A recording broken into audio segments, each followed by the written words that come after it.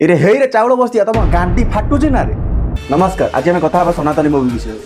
ସନାତନୀ ମୁଭି ଦେଖିକି କିଛିଟା ଚାଉଳ ବସ୍ତାରେ କନଭର୍ଟ ହେଇଥିବା ମିଶନାରୀ ମାନଙ୍କର ଗାଣ୍ଡି ପୁରା ଶୈଶରେ ଫାଟୁଛି।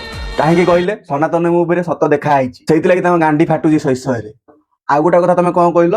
ଦଙ୍ଗା କରିବ ସନାତନୀ ମୁଭି ରିଲିଜ ହେଲେ। ଦେଖିବା ତମ ଗାଁଟା କେତେ ପାଣି ଅଛି, ତମେ ଦଙ୍ଗା କଣ କରିବ ଆମେ ବି ଦେଖିବୁ। ହିନ୍ଦୁ ସମାଜ ସନାତନୀ ସମାଜ ଚୁପ୍ ଅଛି ବୋଲି ତମର ରବାବ ବାହାରୁଛି। ଆଉ କେତେ ନିରୀହ ଆଦିବାସୀ ଲୋକଙ୍କୁ, ପାଠ ନ ପଢିଥିବା ଆଦିବାସୀ ଲୋକଙ୍କୁ ତମେ କେତେ କନଭର୍ଟ କରଉଛ, ସେମାନେ କିଛି ଜାଣି ନାହାନ୍ତି ବୋଲି ତମେ କନଭର୍ଟ କରଉଛ। ସେଇ କଥାଟି ସନାତନ ମୁଭିରେ କୁହାହେଇଛି, ଲୋକ ସଚେତନ ହବା ପାଇଁ କୁହାହେଇଛି।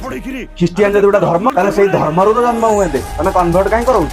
ଆଉ ଗୋଟେ କଥା କହିଲ ରେ ଚାଉଳ ବସ୍ତା ବାଲା, ତମେ ଯୋଉ 4ଟା କଣ୍ଟା ବାଡାରେ ଟଙ୍ଗା ହେଇଛନ୍ତି, ସେ 4ଟା କଣ୍ଟା ବାଡେଇଥିଲା କିଏ? ତମ 4ଟା କଣ୍ଟାର ବୋପା କି? ଜାଣିଛ ନା ତମ ବୋପା କି? ହଁ, ଏଇଟା ବି ଜାଣି ରଖ, ଦଙ୍ଗା କଥା କହୁନ। ଓଡିଶାରେ ଆଉ ସେ ପୁତଲା ସରକାର ନାହିଁ।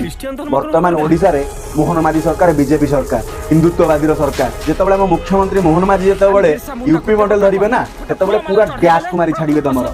ମନେ ରଖିଥାଅ, ଦଙ୍ଗା ତ ଦଙ୍ଗା, ଗୋଟେ ଇଟା କୋଉଠି ଫୋପାଡ଼ିକି ଦେଖା ହବା କି ତାପରେ ଦେଖିବା। ହଁ, ଓଡିଶାବାସୀଙ୍କ ଗୋଟେ ଅନୁରୋଧ, ଓଡିଶାର ସନାତନୀ ମୁଭି ଯୋଉ ରିଲିଜ ହଉଛି, ସେ ମୁଭି ଟିକେ ଦେଖନ୍ତୁ।